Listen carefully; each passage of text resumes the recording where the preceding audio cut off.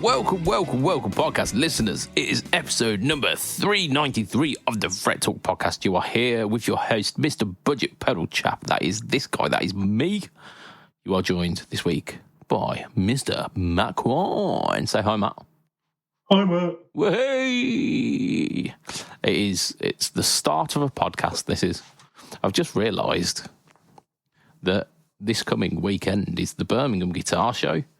And I've got nothing written about that in the podcast. I will before we get onto the podcast. I'll do a little. I'll do a mention, but this will air after this. So look, it'll be post mention. Come say hello to me yesterday at the Birmingham Guitar Show. You know what? I'm thinking this out loud, and I should probably do a post on my Instagram or Facebook rather than shouting it out on a podcast that releases a day afterwards. Yeah, there we go. Why? Maybe even on your threads. Yeah, fucking hell. Yeah, that's something that hasn't happened in a while, isn't it? Yeah, I occasionally pop back in, and it's a very thirsty area. It's threads. Yeah. It's been taken over, hasn't it? It's been taken over. It has. Oh dear. We had a good run, like a good month on there. Oh dear. Right. We're going to mention our sponsor, who of course is affordable.co.uk, who also will be at the Birmingham Guitar Show on Sunday. So if you do see him, give him a wave, say hello. For yesterday. He's, of course, bringing you stuff from Demon Effects, JSFX, Muskie, Joy 4D, Kalo, Nux, Moval, Chord, Vave, and Effects. I've not got those ones written there. Whoops.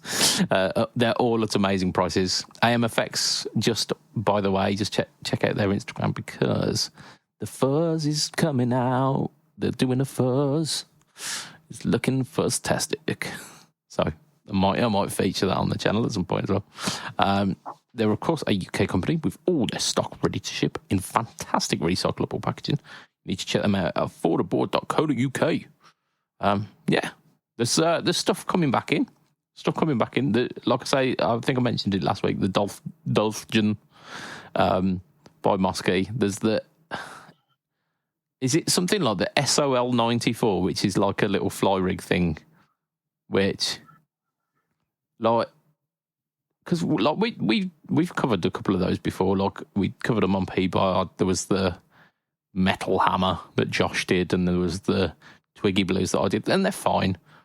But this Muskie one was a bit better, and like it really impressed me. And I thought like no one's going to give a shit about this because there's like hundreds of these kind of Chinese strip things that have got like four effects built in and like a cab sim at the end and stuff. No one's going to give a shit. It's gonna get like a couple of thousand views on the channel, and that'll be it. It's one of the biggest videos on my channel. Like legit, it's a decent pedal. Like the choice of effects that they've put in, I think there's like an overdrive, a distortion, a delay, and a reverb. So like quite usable stuff. But yeah, they're really good sounding. But like I say, it's one of the biggest viewed things on my channel. It's sitting currently at about 35,000 views, which is just mental. I would not have thought that. But here we go. They're back in stock. So if you wanted to get one, they're really cheap as well. I think they're about 60 odd quid. Like for 4 effects, it's. Yeah. Like, why wouldn't you? Yeah, it's an economical thing at least. Other stuff's coming in as well. Like, I think there was a post on like the Muskie and Demon Effects group that I happen to be part of about some new releases as well over at Demon Effects. So, okay. Like, I'm not gonna let out the cat out the bag too early on this one, but yeah, just keep checking back. Like, there's some stuff And of course, there's the simplifier. What they call it? It was The simple. The simple, yeah. I found out also that I think it is Moscow do a version of that as well. It's blue, but yeah, Okay. it's they're all doing one now. Well, the first Chinese one was from a company that I'd never heard of, and you could only get it on, I can't remember whether it was AliExpress or Wish or one of those. Yeah. But yeah, and like after that, all of them started doing it. Yeah, like as soon as Demon of Rex released the simple, that was kind of it. Yeah, it's called the Bright Flame. The Moscow one is. I'll show you a picture. It looks like that. Oh, look, it's a blue one. It is, isn't it? It really is. Again, like if Moscow are doing those, I might give it a check out because, like, what are we to lose here? Yeah. Do like a simple off versus a couple of, but I could do it like versus the Joyo amp series as well, like the Tech 21 inspired pedals. Yes. Like they're an absolute staple of the budget world. There are so many people messaging me even to this day going like, I picked up an American Sound and it's fantastic. I use it as like a DI like in small gigs, or like I use it into my interface and it sounds wicked. It's like, yeah, they are legit. Yeah. The singer in my band most of the time goes ampless now, and he uses a Joyo American Sound. And like they sound great. They really do sound great. And they're what, 25 quid? Absolutely. So, like, if the simple and the Bright Flame can do at least that good, like for those tones, then you're on to a winner, aren't you? Yeah, I mean, your extra benefit there is they, in theory, if they are like the simplifier, do a Marshall sound, a Vox sound, and a Fender sound. I mean, a MS Brit sound, a V Brit sound, and an America sound. Absolutely. Sorry, can't say any other company's names, can I? Yeah, like Liverpudlian British sound and Gold Stripe British. Yeah, we know what you're talking about. But like the added bonus of the stuff like the simplifier or stuff that's based on that is you get more adjustment of the kind of the back end of it, because the American sound and the British sound, as good as they are, they have got an inbuilt quote unquote cab sim that you can't alter, you can't turn off. Yeah, it's fixed. Yeah, whereas you can dial in a bit more of that with the simplifier and the simplifier inspired products. Yeah. So, and you can play with mic placement, and you can play with like presence and stuff that aren't on some of the things. Yeah, like they've got a like the bass, middle, treble. So you got your 3-band EQ. They've got a voice control and a gain and a volume, and the voice control isn't a presence that you would expect. It tends to go from like one style of that specific sound, the amp sound. So like the American one, you don't ever go below halfway on the voice because it's like small, boxy nasal combo at the bottom end and like really clean, but really like pushing it through a gramophone all the way up to like bassman-ish, like slightly flubby sounding, bit more overdriven. So you want to stay halfway or a little bit more to get kind of tweed combo, but with without going too flubby. Like the same with the Marshall one. Like it's theoretically like JCM at the right hand end, but it becomes like a bit oversaturated, a bit darker. Yeah. So there's definitely a sweet spot within that voice control. So having the option to play to those sounds a little bit more and like dialing the additional bits. It's intriguing, definitely. And they're all kind of analog as well, aren't they? It's all done in an analog way rather than simulated. No screens, no menus, no complicated press these 3 buttons to enter this mode to change this thing. There's none of that bollocks. Yeah. It's a knob or it's a toggle switch. Yeah, that's it. Yeah. I can do that. I can't remember to press the combination of button 2 and 3, then 1 and 3, then 4 and 2 to unlock all weapons set 1. Yeah, like the cheat code. I must admit, I went back to playing the Tone X1 the other day. Like I fancied just like plugging something in and playing it. And I plugged it in. I was trying to get it to do the alternative mode where you can do like compressor and reverb and whatnot. And it took me longer than I should have. Like it took me more than just one press of it to like get to access that mode. Yeah, because I got the thing set up for my Variax to sound good with my Variax, but I wanted to play the Harley Benton SG that I've got, which sounds obviously a bit thicker, a bit like a bit more bass heavy. So I was trying to like dial some of that out and maybe add a bit more reverb onto it to keep everything like a bit thick, like the overall tone a bit thicker. And it took me a long time. It took me a really long time. I still love it. Like it's still a fantastic bit of kit, but not quite as user friendly as I once remembered. Maybe I was looking at it with rose tinted glasses.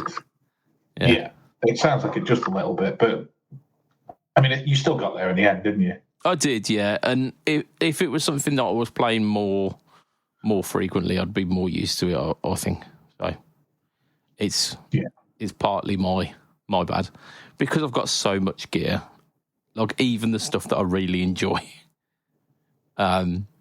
doesn't get as much use as I should really be using it, because I'm like constantly having to, like we've talked about this before, like the majority of my guitar playing is for purpose. It is to do a demo, to do like to try out this specific pedal or to kind of get some ideas for some content. So it's a blessing and a curse. Right. We should start this podcast. I say we should start this podcast. We should start this 15-minute into the podcast with a bit of shit news. We have been ripping on Gibson quite a lot recently with the shit news. I could tell you exactly what the last couple of shit news were. We had that was the Donna. No, the Revision Cab, the Donna Hush, and the Jackson Warhol. Actually, it's been a month. Yeah. We've not ripped on Gibson as much as we should have. So I don't feel bad about this week. Then Gibson, you bastard. No, I mean, to be fair, it's a corker this week. It really fucking is, isn't it? I mean, I think my mind has conflated the fact that we were gonna rip on the Johnny Marr, but then he safeguarded it with that Teenage Cancer Trust. Yeah, of course he did. He brought the dying children in, didn't he? He did, yeah. Clapton, no such thing. He couldn't give a shit about the dying children. Clapton Gibson. Okay, so it's an SG.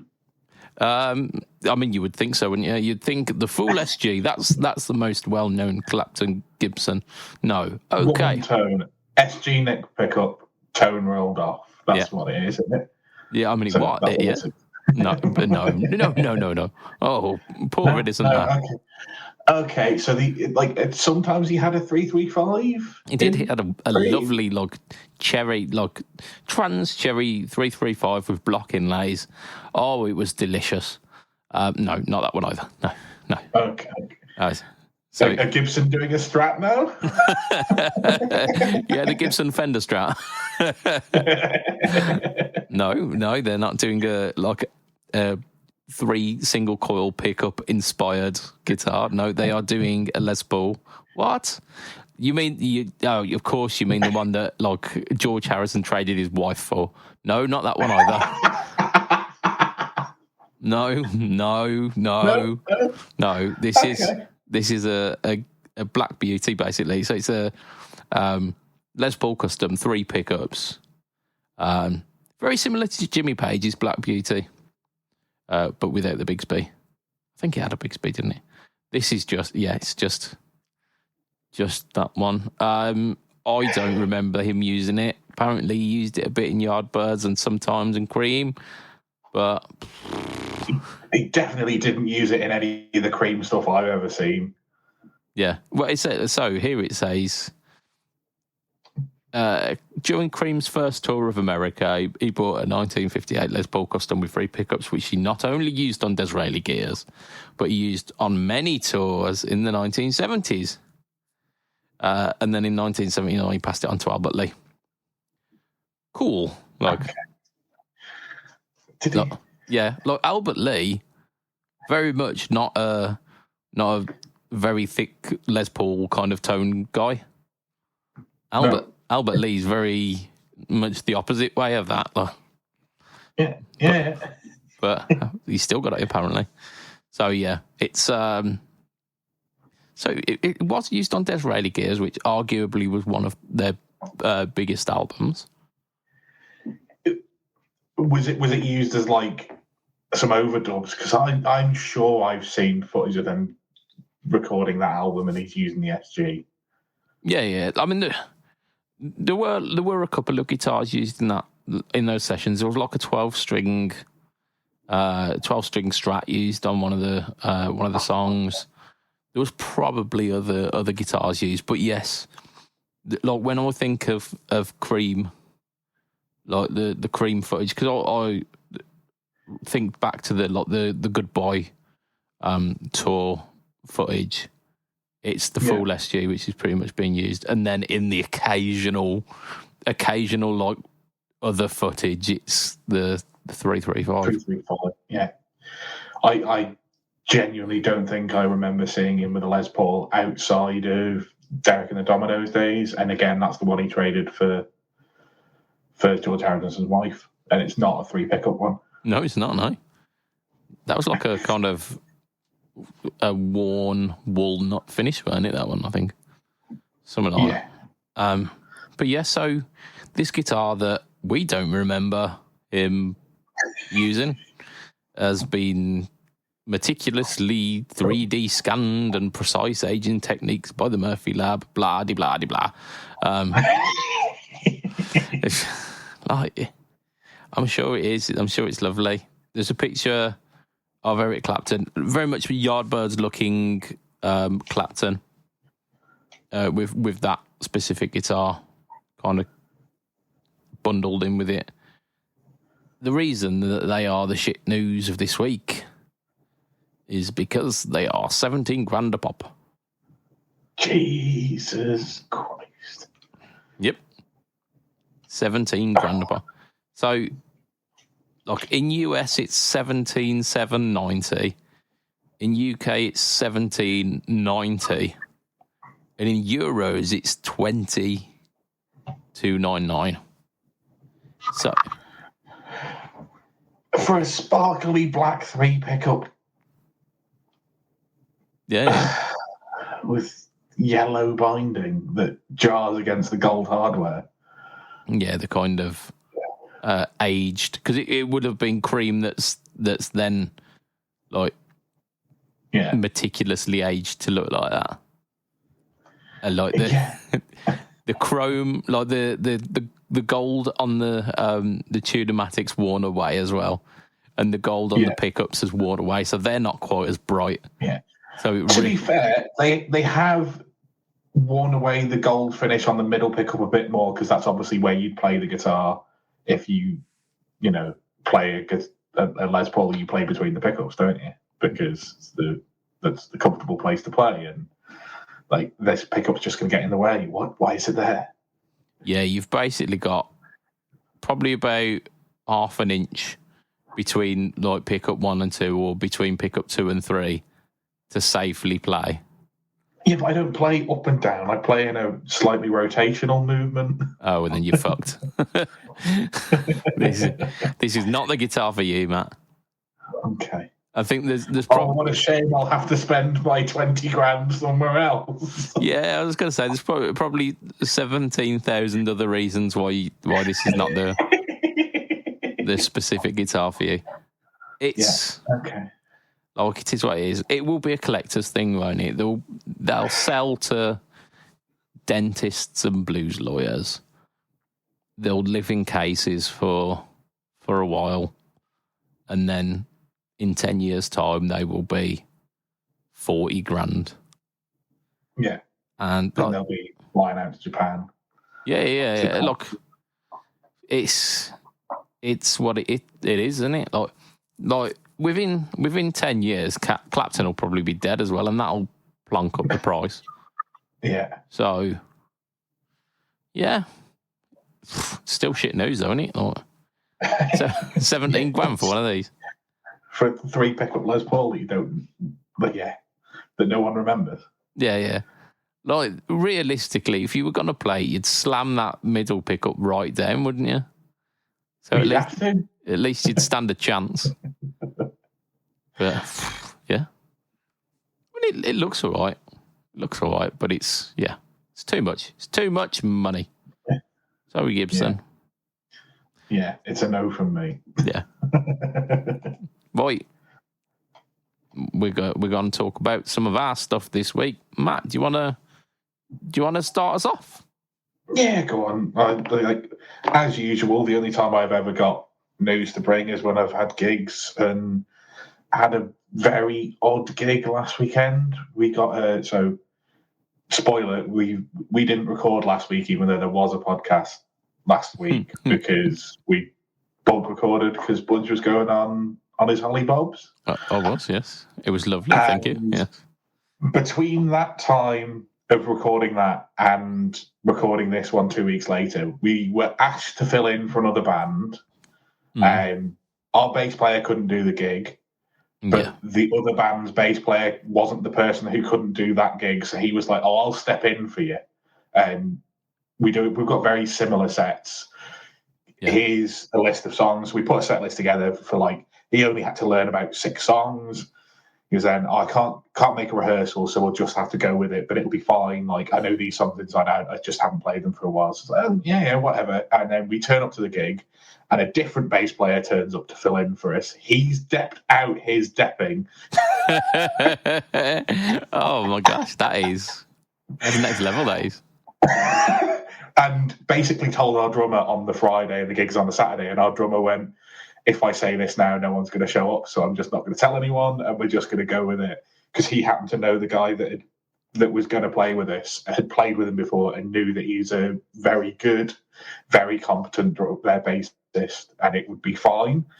But I turned up to the venue at 5 o'clock when we'd been told to come to set up. Yeah, to be told that no, you weren't told to come and set up at 5 o'clock because, by the way, the area that you're going to be setting up in is currently reserved out for people watching the rugby that doesn't finish till 7:30. Oh, so you're not coming to set up at 5. And I was like, This message says 5 o'clock, and he was like, "Oh yeah, that's the member of staff who shouldn't have told you that because you can't set up till 7:30." Okay. At this point, I still don't know that we're getting a different bassist. So I messaged the group chat. And I was like, "Oh, yeah, tell Ben," who was the guy who thought was playing bass for us. And our drummer comes back and says, "I'll tell the bassist." Doesn't say I'll tell Ben, but I don't clock that at the time. So I then have to go home, come back 2.5 hours later. I thought we were going to get a chance to sound check, chance to run over the songs that are a little bit more complex and where we might not quite exactly play them like the record. No, this place, not only was it open to the public still from 5 o'clock, only half of the venue is booked out for this party. So we're going in, setting up. The public is still in there, so we're not going to get a chance to sound check anything properly. Yeah. And then this random guy starts bringing bass equipment through the door, and I'm like, okay, I recognise him. He's in a couple of bands I've seen before. He's not the guy I thought was playing bass. Oh dear. So he introduces himself, and I was like, I recognised him, and our drummer was like, look, I know it'll be fine, so let's just go with it. And we did. And to be fair, the gig actually went really well. There's a couple of bits where like things went a little bit awry, but that's only because we don't play everything exactly like the record. Yeah. And we were helping him through as much as it was, and I don't think anybody in the crowd would have been any the wiser. It's just one of those things that, you know, if you know the stuff really well, you've been playing it for 10 years, you notice when something's slightly different. But yeah, it went surprisingly well, but the stress levels I had on that Saturday of turning up, not being able to set up when I thought I was going to have to set up, having to go away, come back, and then finding out we've got a different bass player than what I thought we had. Yeah, that's just chaos. That's definitely not a way to set yourself at ease, is it? It's not like the thing was, we had a smaller area than we thought we were going to have, so we normally have our other keyboard player. Our other guitarist plays keyboards. There wasn't space for him to set up both his guitar and his keyboards, so we had to drop like 6 songs and then work out what songs to put in their place. And then, just work with this bass player who's learned a set list, and we're going, okay, well, we're changing it to this now. Here's 6, and he's like, okay, here's our list of songs that aren't on the thing. Pick 6 of them that you know. So yeah, that was interesting. Yeah, it's not quite the relaxation that you can get when you've been with a band for quite a long time. You just, once you're on the stage, you kind of relax into it, don't you? You're like, yeah. And there's like no thought goes into the rest of the night unless you panic, because just randomly one song you've known for the last 15 years will just go, and you're like, oh, I don't know this one anymore. Yeah. Even though I've played it probably 800 times in the last 15 years. Yeah, like occasionally. Normally it's just like sit back and relax, but no, there wasn't any of that. It was a case of make sure that if the bass player is looking at you, you can guide him to where we need to go next. Yeah, like that constant eye contact, just like, you come on, this is what we're doing. Yeah. Wow, that's squeaky bum time all around, that, isn't it? It was not the nice relaxing gig that I thought it could have been at one stage, because the guy who was going to stand in for us was there, but it was his mate's birthday, and because his band was no longer playing it, he just wanted to stay and drink. So he was there, but he's played with us before, so I know he knows the shit. So I thought it was just going to be, okay, he depped with us a couple of times, so there's nothing to worry about. But no, he depped out his depping. You can't be mad. That's a quality move. Yeah, like I said, to be fair, it was good fun. It was good practice of, okay, how well do I know these songs to be able to portray it to someone who can't actually hear me because we're on a stage playing, to indicate to him where we need to go if he looks at me with a little bit of panic in his eyes. Yeah, you've kind of got to be like clocking his facial expression of, oh shit, I don't know what's coming up. Yeah, you've got to clock that and then figure out a mixture of like body and head signals, because you can't use your hands because they're occupied. Like, just mouthing letters out. Yeah, which, like, if it's like notes on a like a musical notes, they all kind of look the same when you mouth them. Like B, D, C, they're all very similar mouth shapes. Oh dear. Yeah. Sounds like a fun gig, that. Yeah, do you know what? Like, looking back on it, it was a little bit stressful at the time, but it got fun as it went along. And it was a good night. Yeah, absolutely. Oh, yeah, it's that kind of shit that makes me miss gigging. And to be fair, like, all of the shenanigans that my old band used to get up to was mostly caused by me. Like, there were 2 absolute clangers that I remember. Like, one was where we started this like weird open mic night set thing on a Sunday night. It was a really, really weird venue, but it was like, it's almost like a scouting gig where you play that venue on this like open mic night, and then you get booked for other gigs off the back of that. Like if you do well, they go, oh, like you guys are legit. We'll book you in these other places. So we did that. The first song, I started it with a riff, but I started the wrong song because we played two songs that were very similar. It was like a Lenny Kravitz tune and a Tina Turner tune, and they were both riffs in E. Yeah. And I played the Tina Turner riff, and we were supposed to be playing Lenny Kravitz. And the band looked at me like I was playing this riff for a little bit longer than I should have been. Like, yeah, but like the band had come in by this point, but no, I went through it like two times rather than just the once. And the band were looking at me confused, like, "What's going on? What's going on?" Oh, we're now playing that song. So we started playing the wrong song because I played the wrong fucking riff, and we just kind of ran with it. That was fine. Yeah, we had to. It was like, yeah. After that was finished, it was like, oh, I didn't know we were doing that song. That was not the song that was on the set. It's like, oh yeah, shit, sorry.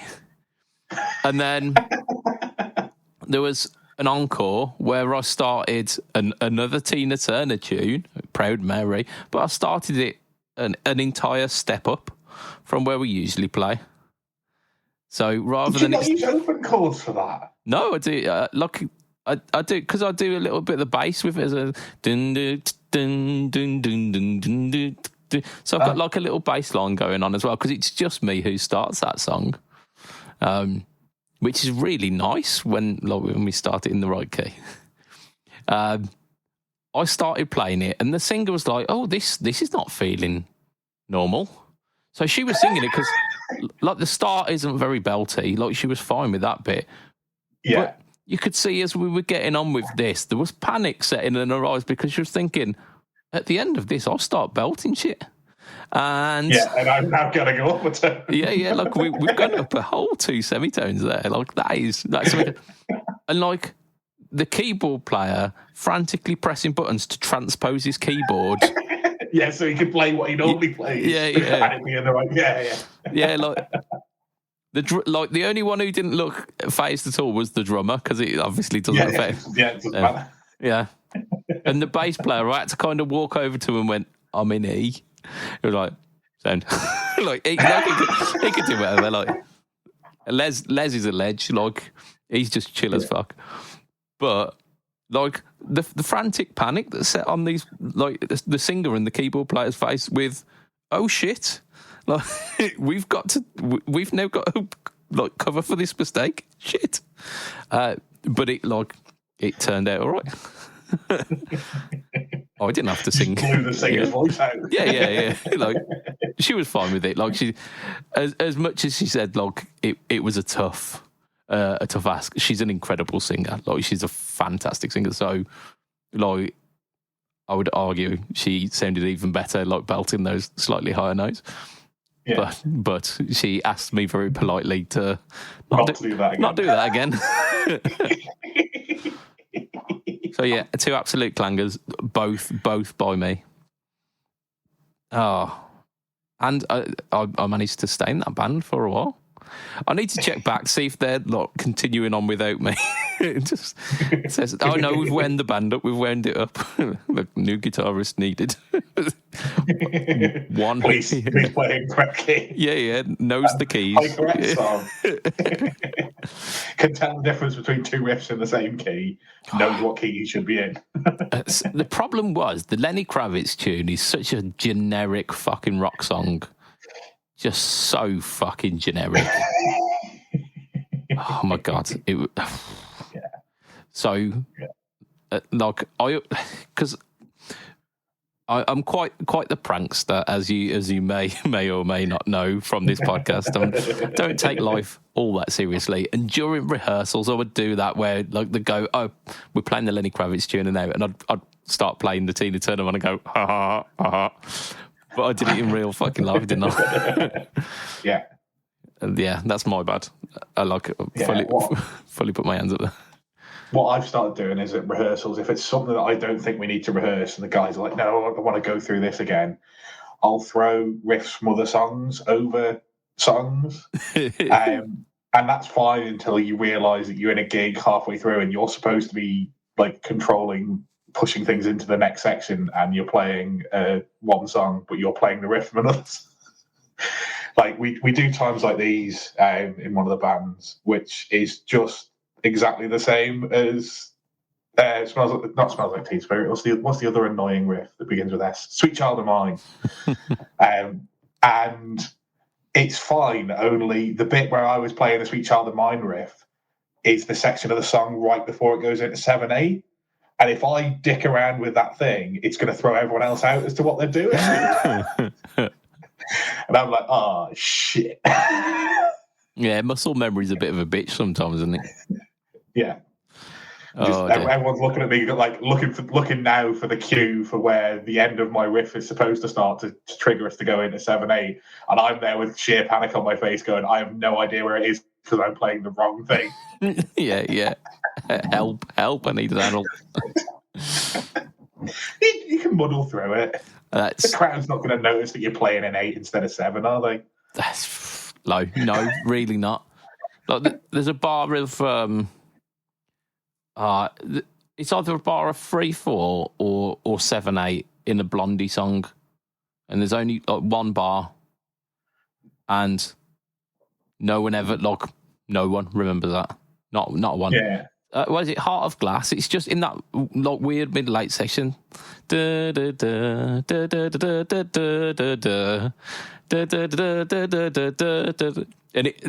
only ever does it once. Yeah. But it's just that once. No one ever remembers it. And if you play that song live and you've got to remember where it is. Yeah, look, if you remember it as a band, it gets everyone dancing on the wrong beat. Then after that, yeah, fuck. Oh, it's beautiful. I do. Well, we should probably do a bit more news because we've shenanigan for a little while. Yeah, with all that really fantastic news that is out there at the moment. Yeah. We're going to talk about Two Notes because we like Two Notes. Two Notes do good stuff. We do. Yeah. They're a bit like TC for me.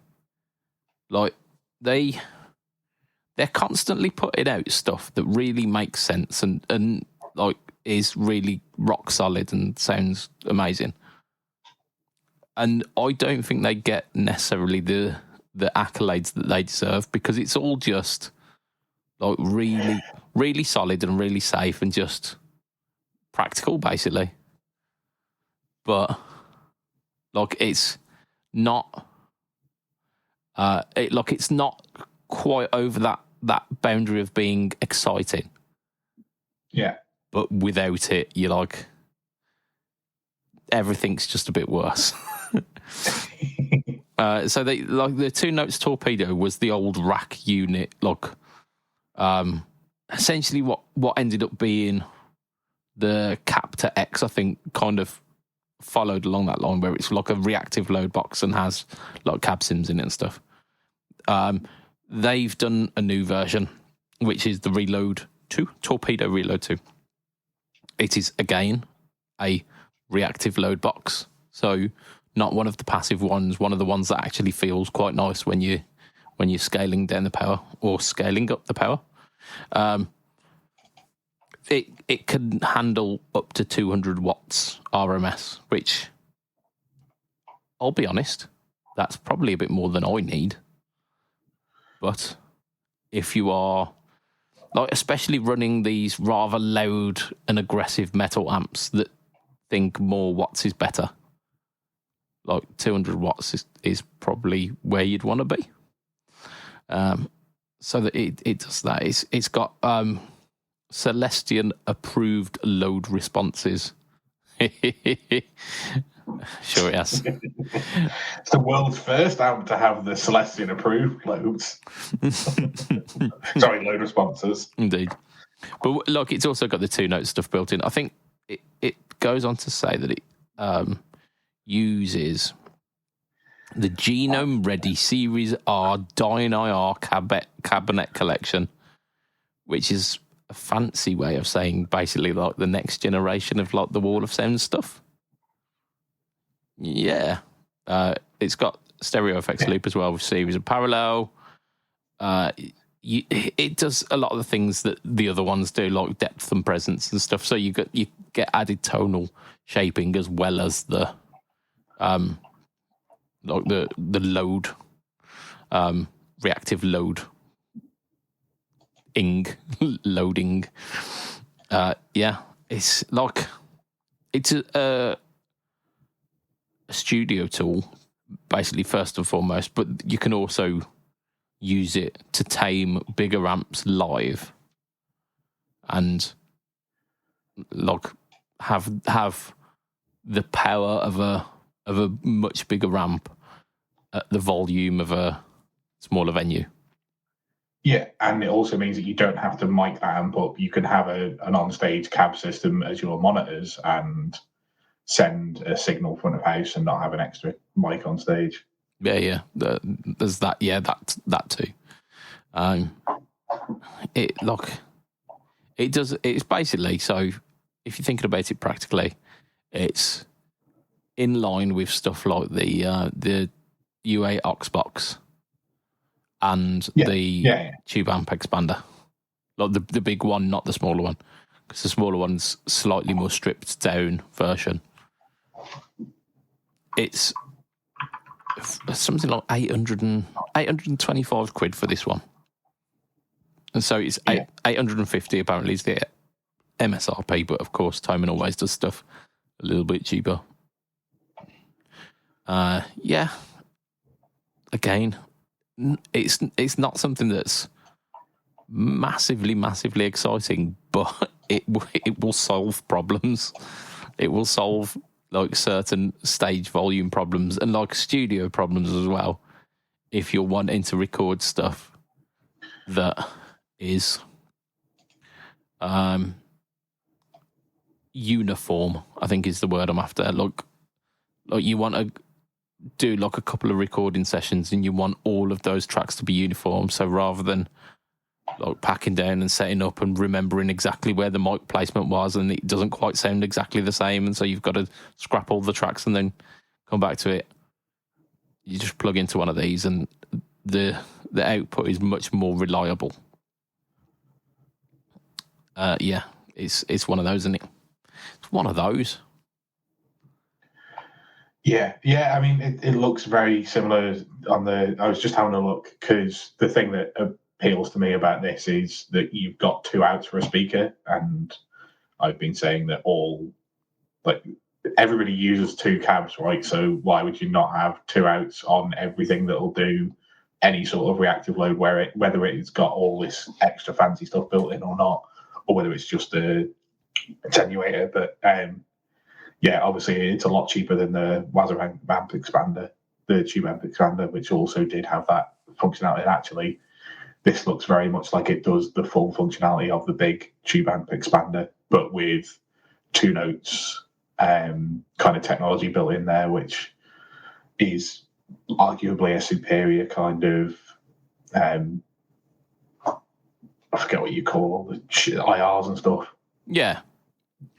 I mean, they're at very least kind of more established within that realm. I wouldn't expect Boss to be putting out shit, and like the IR, what was it, the IR2, the little pedal thing. People were raving about those, saying they were wicked. So I imagine Boss have probably got their shit together with that kind of stuff. But I know what you mean. For me, if I'm looking for an IR pedal, something that will, it's not necessarily a pedal, but like an IR piece of hardware, I'd be looking to two notes first before I look towards Boss. Yeah. And this one's got fancy wooden sides as well. So it looks very classy. It's like the tube amp expander with a top hat and a cane. So, yeah, I'm down with that. Yeah, it's not a bad price. So the tube amp expander currently is 1,098, and the Ox amp top box is 1,090. Yeah. Whereas this is 825. So it sits between the tube amp expander and the tube amp expander core. So, yeah, I mean, it kind of makes sense there as well. Good on you two Notes, like kicking out stuff that's like it's doing the thing, isn't it? And it's at the right price. Right. It is. I'm going to talk about some stuff that I've done this week because I feel I need to get it off my chest. I put out a video this week. In fact, by the time this is out, I've put out 2. I only intended to put out 1 because, as we mentioned previously, I have been on my hollybobs. I was out the entirety of last week, and I thought I'm going to kind of ease myself back in. I'll record a video at the start of the week, put that out on Friday, and then it will give me a little bit of time to kind of get the ball rolling with like the next week's stuff. So I recorded it all on Monday, and then edited it within the evening. Got to about I think I got it done by about 9:30 at night, which is like standard stuff. And then didn't schedule it, didn't schedule the release, or so I thought. I'm pretty sure I pressed just put it in the private area of my YouTube until I can schedule it. Then I woke up the next morning and I had people commenting on this. I was thinking, that's really odd because I didn't schedule it, and they wouldn't be able to see it if I hadn't scheduled it. Maybe I put it as a premiere because people can see that it's it will be coming out. No, these people's comments are saying that the pedal sounded really good. Oh shit! That's a bit odd for them to be saying on a video that hasn't been released, isn't it? Yeah, I mean, it wouldn't be the first. People arguing with me about the sound of a pedal that the premiere's not even started yet. It doesn't happen too often, but there was too many comments for me to ignore it. And then I went and looked on my little YouTube Studio app on my phone, and it said released 6 hours ago. I was like, shit. So I accidentally released a video on a Monday, either Monday night or early Tuesday morning. Early Tuesday morning. Which does not... It was probably Monday night in the US. Yeah. It doesn't follow my release schedule, unfortunately. So no. It was just a random drop this week. So it's suffered a little bit because of that. But the pedal itself, quite interesting. Very, very ambient. It's called the Flammer Echo Verb. And you basically get a combination of a reverb and a delay. And they're all really big and expansive sounding reverbs and delays. There's a shimmer. There's reverse delays as well on one of them. Modulated reverbs as well. So what you would expect for big, expansive sounding stuff. It took me about an hour and a half to record the footage for it because I'd switched it on and just got lost in the sounds of this pedal. And I'm not usually one for shoegazy, atmospheric sounds, but I just really liked playing with lots of reverb. And I'd urge you to go check it out. It's an interesting pedal, especially if you're into you think you might want to start soundscapey stuff, but not sure where to start. I'd say start there because it's loads of fun. Listen to the demo. You just check the demo. But yeah, so I did that, and then last night, which was the Tuesday, I thought I've got to record something for the Friday because I can't leave the Friday slot on no talk all tones. So I thought, you know what, I'm going to take a look back to some of the old stuff based on a comment that I got last month or the month before, because it was just one of the usuals, just saying oh, I went back to one of your old videos, and it's really good to see how much you've come on in terms of like production value and sound quality for these demos. I was like, cool. Like it is, but now that's got me thinking. Like, yeah, I could probably redo a couple of these, like especially the big ones, like some of the big pedals, because there are some of those pedals that are out there, and like the videos have stagnated because they're like 5-6 years old by this point. But they're pedals that they're like budget classics that should really get a bit more attention than like the 800 views that the original video got, which for 6 years ago that was phenomenal, but for now, like that's like an average week, maybe. Like I don't know. So I've started with the Joyo vintage phase because I like phasers, and it was a nice easy one. It's got one knob, and the Echo Verb has got loads of knobs, and it took me ages to do that one. So I wanted something a little bit easy and something that I just wanted to play because I've not played the vintage phase in a while. I realised why I like that pedal because it sounds amazing. Like it's really good. And like the one control, it's exactly like a Phase 90. It's got a speed control on it. It goes from almost nothing up to, and it doesn't go too much. It's kind of like underwatery, liquidy sounding, but without that like so fast that it gets choppy, almost kind of like glitchy. So it's not. It doesn't get that far. Like everything within it's usable, and I got some kind of Pink Floyd adjacent tones with the speed all the way up, and I was really digging on that as well. So loving me some Joyo vintage phase. I've definitely got to get the Trelicopter out there at some point because that's another one, isn't it? It's the best one. But like, I'll happily take some advice from you lot, the Fret Talk podcast people, about which ones you think might be worth redoing. Because I'd like to mix up some of I'll always get some new pedals in because I always do. There's definitely going to be some Behringer pedals coming pretty soon. But like if there's pedals out there that are kind of like 3, 4, 5 years ago that I've demoed, kind of just give me a nudge and go like, oh, if you've still got that one, do a demo on that one because I think it'd be really good to like redo that one. Just looking behind me here, this one here would be a good one, the Boss SD one. Yeah. That's just it's an absolute staple, isn't it, that one? I'm sure I've probably done multiple videos about that in the past. Oh dear. Right. Our final bit of news this week, because we're kind of coming up to the hour point. We do have two things, but I think we can save the other one for next week.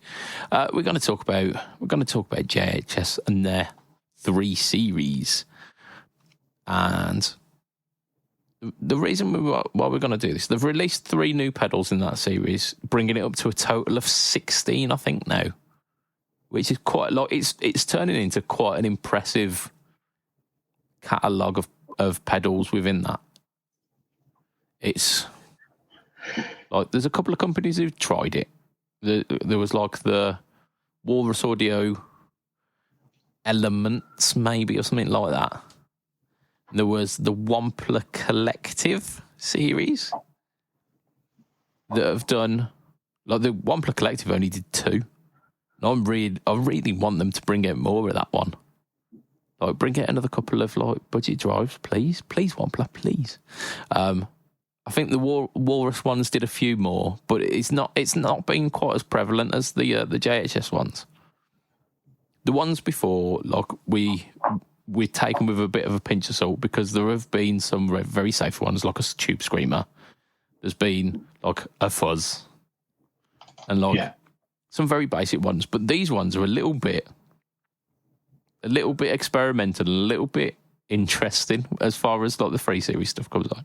So we've got three pedals. We've got a rotary chorus, which is basically like a Leslie sim, which you don't get too many to the pound underneath about 150, 200 quid.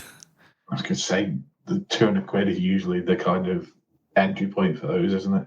Yep. There's the odd one that's under it, but not many. Yeah, like the Vibro clone by TC is one of them. And they were about 30, 40 quid new. But after they stopped producing them, they've suddenly bumped up and they're like 65, 70 quid. Like, it took me ages to get one because I refused to buy one for like 80 quid. Because I knew, like, if I would have jumped on that price when they were new, I could have got them for a lot cheaper than this. And I ended up finding a bargain on it. So I've got one of those. But this rotary chorus will be within that kind of $99, but I think when they get to the UK, it ends up being like 105 quid or something. So roughly kind of that price. And then there's 2 delay pedals in there. But they're again based on like delay units that have a bit of a story behind them. So you've got the tape delay, and you can hear the quotation marks there, which is kind of based on like vintage delay units like the Echoplex and the Roland Space Echo. So that kind of like reel-to-reel tape kind of delay with like multi-heads. And then like with that, the little switch adds flutter to it as well. So it adds like a little bit of a like warping effect to it. Yeah, push and pull and that wibbly wobbly. Yeah. So we're not quite getting a uniform time between repeats thing that happens. Yep, that's the one. And then the oil can is like, I watched the JHS video on it, and it's based on the Ray Lublow of Telray Electronics. He filled like drums with like a viscous oil, and the thing rotated, like the drum rotated, and then you had like sensors on it, which kind of, as the liquid splashed in it, you got the repeats back. But it also added like a weird kind of wobble and modulation to it. So, like another like really characterful delay. And again, you've got like the toggle switch gives you like more or less of that like modulation. So you can have it where it's more usable, or like almost like a vibrato almost on full tilt on your repeats. And so like really, really quite interesting. And I'm going to have to check this out, because it sounds simultaneously like it'd be really cool, but also almost unusable. And I'm sure it's not. It's just in my head, I'm like, what would I ever use that for? Yeah, so like with the mod position to the minus, where it's less modulated, it's quite a usable like delay tone. You put the mod position up, and it's just like adding a really extreme vibrato to your to trails, and it becomes like I would find it really difficult to not be put off by that. But Nels Klein of Wilco apparently like prompted Josh into making this, because like he really likes the oil drum delay sound. Yeah, and but no one makes it. Yeah, no one makes it, and like the original units all kind of knackered up after a while because it's oil in a big drum. And he was like, "Yeah, look, I really dig this sound, like the sound of these things, but no one repairs the old oil cans, and it's really hard to replicate, and like no one's doing it right." So Josh went, you know what? Yeah, we'll put one of those out, and we'll do it on the old 3 Series. So yeah, like for the 3 Series, I don't necessarily know how mass appeal these will be, because the idea behind the 3 Series and the reason why we've kind of left them alone before is because they are like cheap versions but mass appeal pedals, like a Screamer, like a Fuzz. There's a delay and a chorus and a whatnot, and they've all been just like safe. Yes, standard safe pedals which are selling at a low price, but you imagine in high amounts because I want a chorus, and I know JHS, so there we go. Like, ta-da! I pissed someone off the other week on a group because he posted a board that was all of the currently available 3 Series pedals all on one board, and I just went, I can't imagine you could use that live. And this guy went off on a rant about how he's been using this live ever since he has had all the pedals, and he put the board together so he knew where it was. Like, I put my board together, and sometimes if I can't see the pedals, I might stand on the wrong bloody one.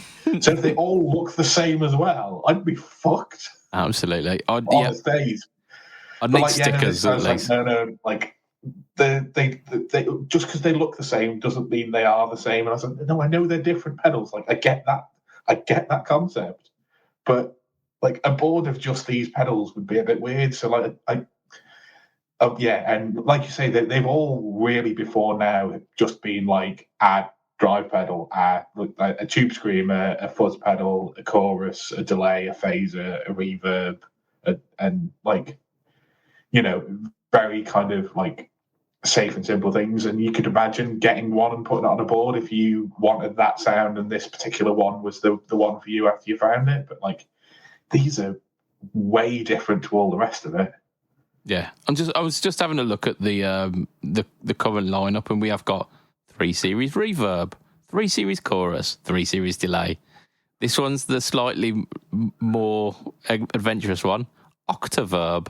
So basically, shimmer verb, tremolo, screamer overdrive, whole reverb, distortion, and you're like, yeah, cool. Fuzz, overdrive, compressor, phaser, flanger. So, like, I get it. Like, I get that they're doing slightly less adventure, because like JHS do make some like quirky pedals that like nod back to some like obscure pedal from time gone by, or like this pedal sounds like a console that they used to use back in the 70s, and you can't get that sound anymore. Like, those are quite niche tones, and the 3 Series kind of did the opposite of that to make it more broad appeal. Like, we'll do them at a lower price, but we'll do them so that everyone kind of will want one, because like, who doesn't want a reverb? Who doesn't need a chorus, etc., etc. So they've gone a little bit off the beaten path with these ones, and I'm kind of here for it. But there we go. So yeah, oil can delay, tape delay, and rotary chorus. My gosh, rotary. I have a weakness for rotary. Oh well. Yes. So like, hats off to JHS for kind of doing that. That's a thing that I weren't expecting. And on that bombshell, I think it's time to wrap up the podcast for this evening, but we will continue this on with Patreon. And this week on Page, we're going to be talking about, let me just find it, because I know there's some juicy ones. There's, oh dear, I've just looked at that. The first headline to the thing that we're talking about. It makes me mad. But we're also talking a little bit about, we're talking about how Brian May's going to single-handedly fight AI. I think in bare knuckle boxing. I think he's just going to punch a computer. Because I think that might be what he thinks like taking on AI is all about. He'll see that his version of Windows 11 has got Copilot on and just start wailing on his laptop. But we'll talk about that on the page. This is page stuff. We're going to extend a thank you. To our listeners for making it into the end of the podcast. We do appreciate each and every one of you who tune in every week to listen to us. It's amazing. We're going to extend a super special thank you to our sponsor, which is affordabboard.co.uk. Loads of stuff happening over at Affordable, like loads of new stuff coming in and like restocking of stuff that's gone out as well. So like check them out at affordabboard.co.uk. And then finally, we're going to extend a thank you to our sponsors this week.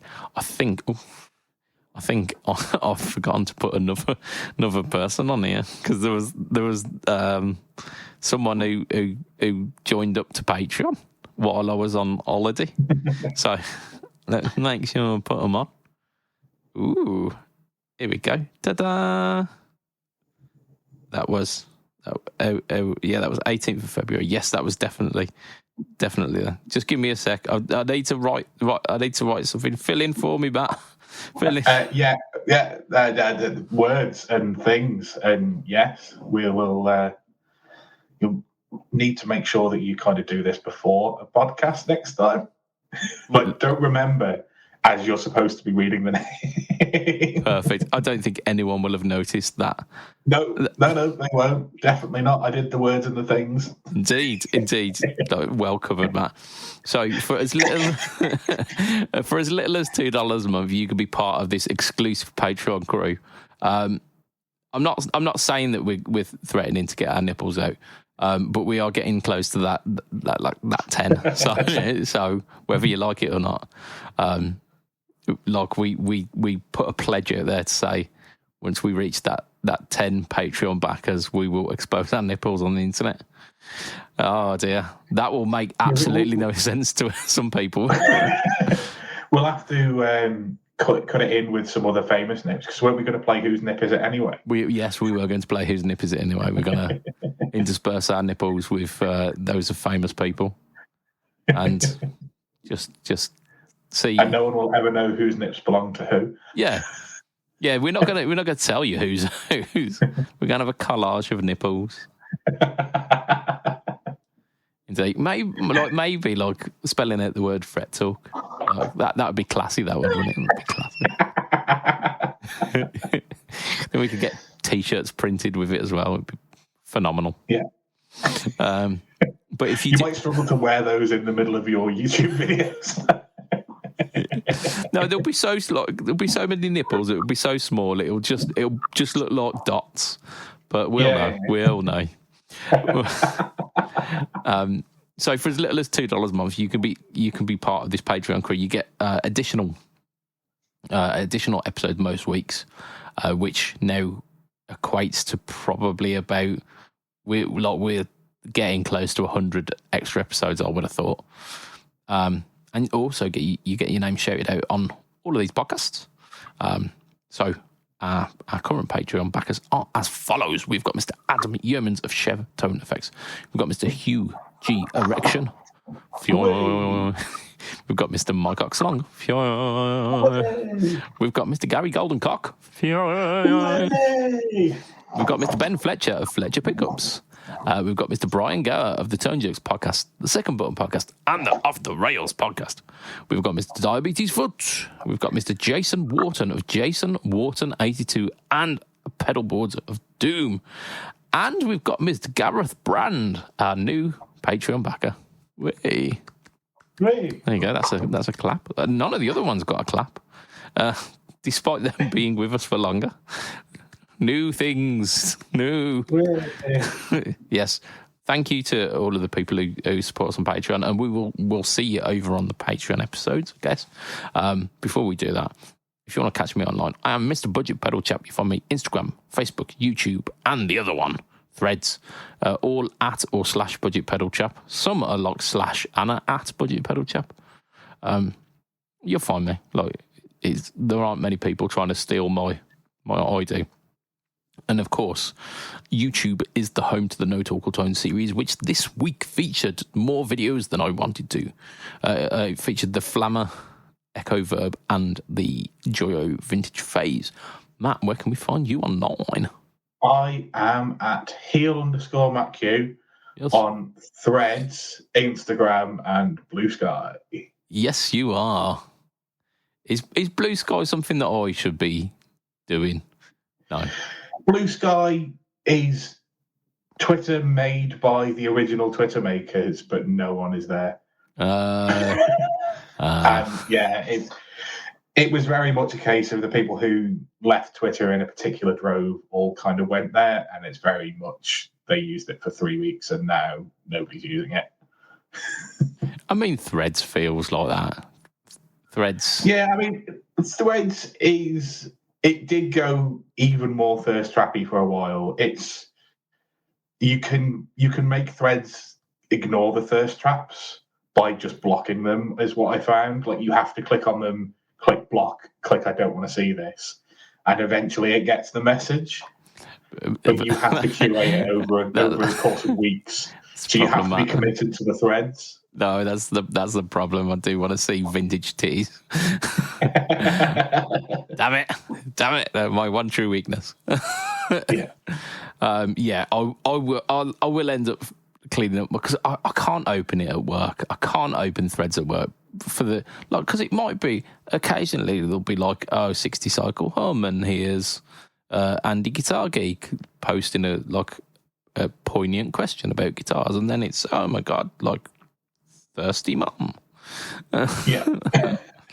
Like it knows my age. It sure does, or it very much points me towards age appropriate, which is it's nice. I don't like feeling like a creepy old man. I was going to say it's better than it was when it first launched, which was just teenagers. Yeah, late teens, but the specific ones that are on specific websites. Yeah. Look, theoretically, this is not illegal, but like it's at a point where like Leonardo DiCaprio dating 25-year-old girls feels like exactly the same as you seeing a 20-year-old girl in her underwear. And go, this doesn't feel right. When I was her age, I might have enjoyed that, but now it's just a little bit sad. Yes, please put on some clothes. You're making me feel uncomfortable. Do you have a mum? Oh dear. I think we've devolved a bit here. So this is where we're going to end this podcast and continue on with the page. So from myself, Mr. BudgetPedalChap, from Mr. Matt Quine, say bye, Matt. Bye, Matt. Yeah. It will be a tatty bye and good night for this week. Right. Bye. Bye.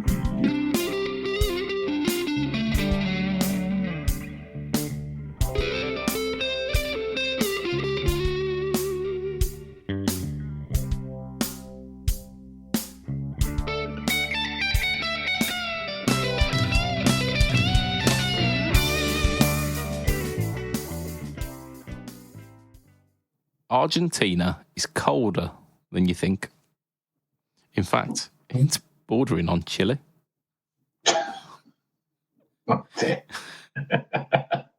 Yeah, that's perfect.